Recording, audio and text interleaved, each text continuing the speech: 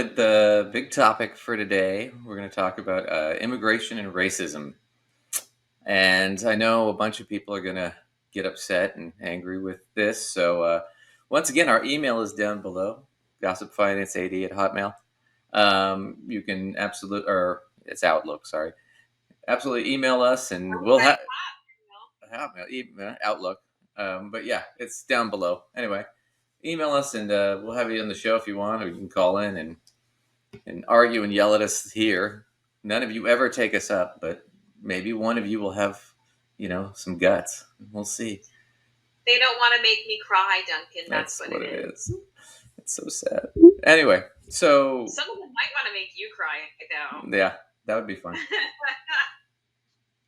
That feels real, right? I'm here for you. Anyway, so kind of this is been a problem in economics for years. Is that you just not a lot of research has been done on race in economics or sexism in economics or any of that stuff. Part of that is most people in economics and finance, as you and I well know, are white men. We don't really want to shed light on the fact that we have an advantage over basically everybody. I don't know that it's that so much as just they don't have that perspective, so it doesn't really occur.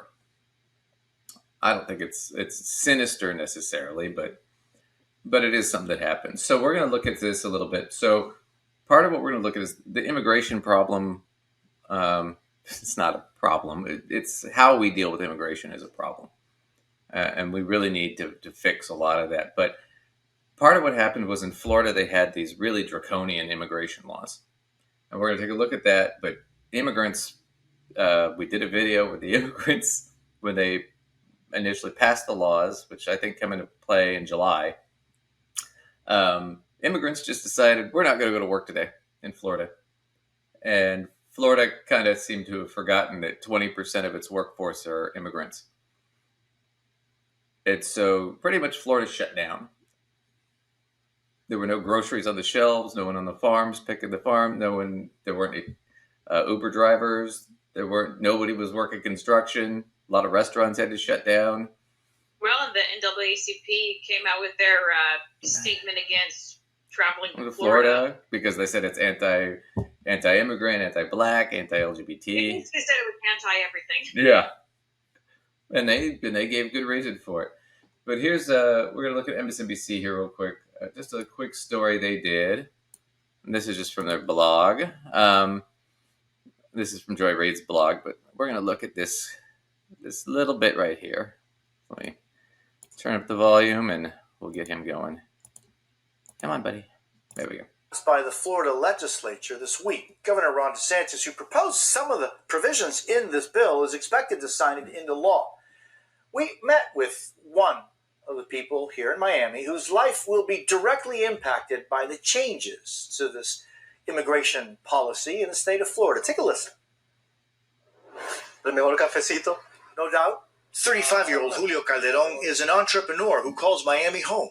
Y buenas barberías and good barbershops. Sona Barbershop in Little Havana is where Julio has been getting his shave and a haircut for years. He graduated from Florida International University with a degree in economics. And now he's using that degree to help small businesses, like this Miami bakery, where he helped increase their online presence. I recommend the pequeños. They also have one that has cheese and one that has guava. But all of this could soon change now that the Florida legislature passed a new immigration bill that will have a direct impact on the estimated 775,000 undocumented immigrants who live in Florida. People like Julio.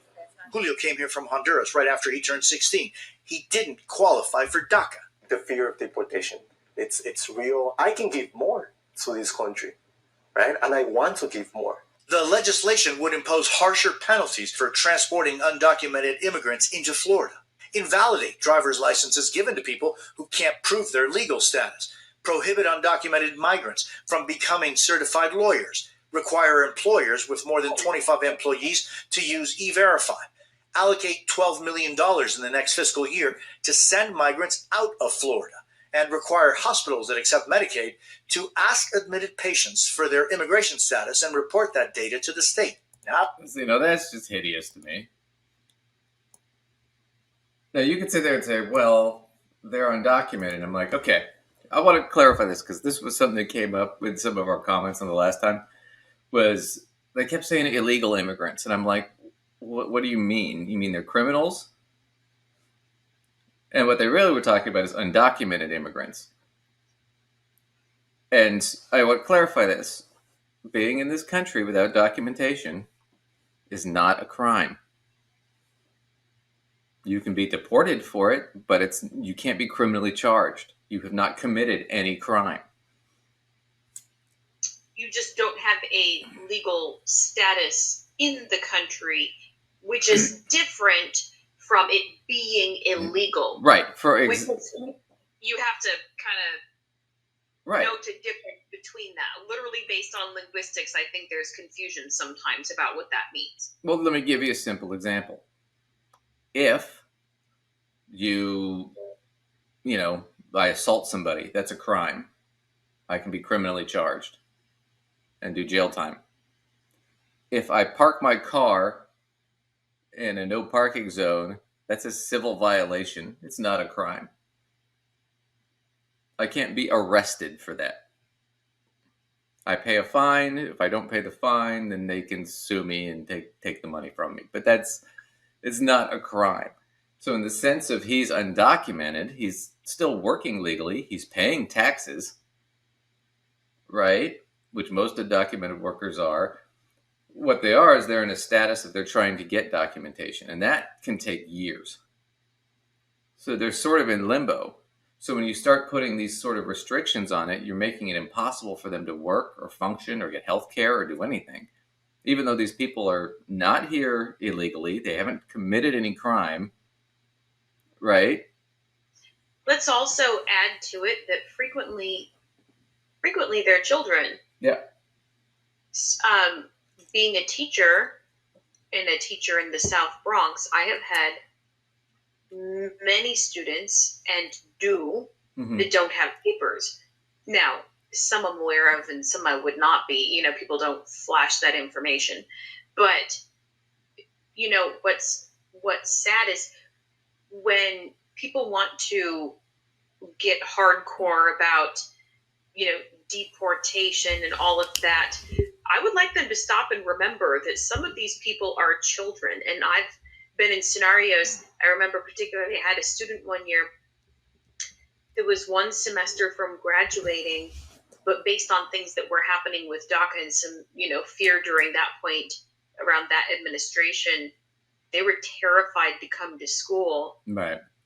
And I don't know, they might have had to do some sort of correspondence summer school, sort of something to try to get to graduation because they were so petrified they wouldn't come to school. Mm-hmm. And school is not a place that, they could be taken from even necessarily.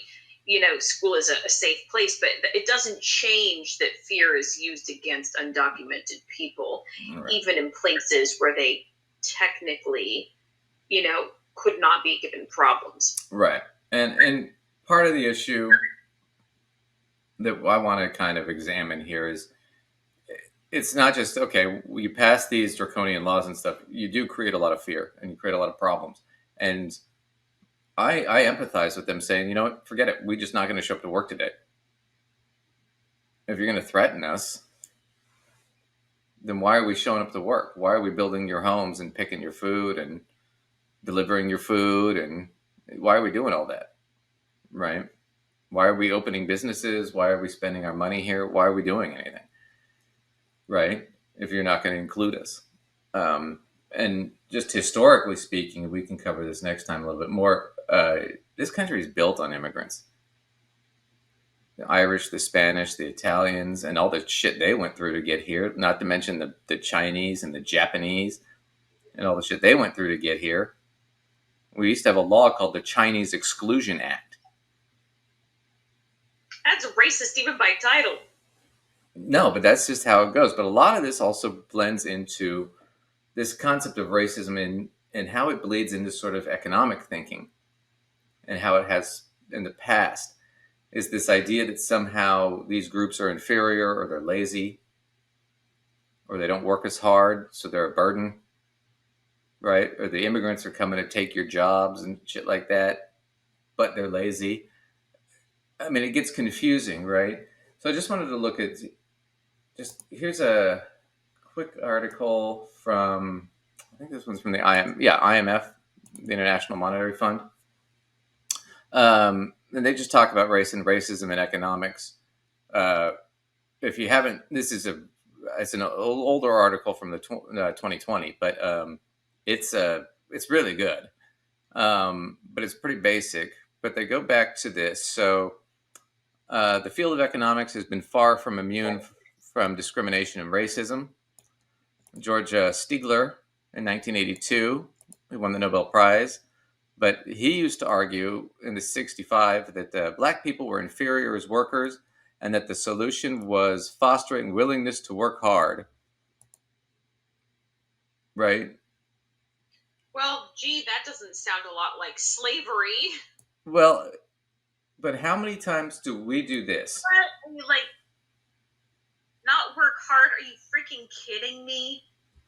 Yeah, but that's the point. The jobs that they were crammed into, even post-slavery, I know I'm just making a little commentary there, but even post that era, look at the kinds of jobs that they sort of got stuck with. They were nothing but very, very difficult. Well, but think about this. So, like, was it Oklahoma City? No, it was Tulsa, Oklahoma, right? And there was, after the Civil War, there was Tulsa was mostly black. And you had doctors and lawyers, and I mean, they had a whole freaking city. It was predominantly black and black-owned businesses, right? And then what happened? A bunch of white people came in, and they had planes and stuff, and this was like in 1910 or whatever, and they pushed all the black people out and just took their shit and put in a white government. The only coup on American soil, I can look this up. I didn't even think about this before. I should have. I can't even remember where it was basically the KKK moved into a town, pushed all the black people out.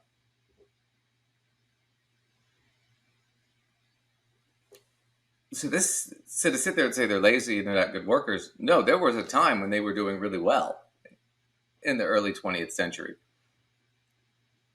And then we got suppressed, and then we imposed segregation and all that shit. And then it made it really hard. But it's not like they weren't working. That's the stupid part of this. And you can't say that about, like, okay, this group works harder than this group. It's just a stupid thing to say. There's always going to be some lazy shits in every group. So you can pull out anecdotes till the end of time. I know a butt ton of lazy Asian and white people. And yet we always seem to be the top of the heap. Right? As somebody who's both. Right? But it's not the reality. I mean, the reality is that's true, but statistically, but a lot of that's because a lot of Asian and white people come from money. They come from starting with the advantage, right? Starting from a better lot. And when I say Asian, I mean East Asian. I don't mean Pacific Islander. Those guys have it harder. But how hard? I want to stick to that phrase: the willingness to work hard. They don't have it. How often do we hear that statement or something similar to that? People are just lazy. They don't believe in effort. They don't believe in. That doesn't sound like any of the things we bring on this show, does it? Every week? Like no.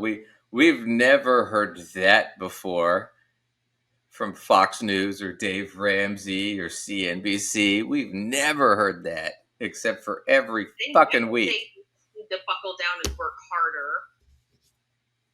That's why I wanted to show you that, Lace, because we do this every week. We hear that, and we kept doing the joke about, they think that, it's a Worthington's law that wealth equals better than and all this shit. But we didn't realize this is rooted in fucking racism from the 20th century.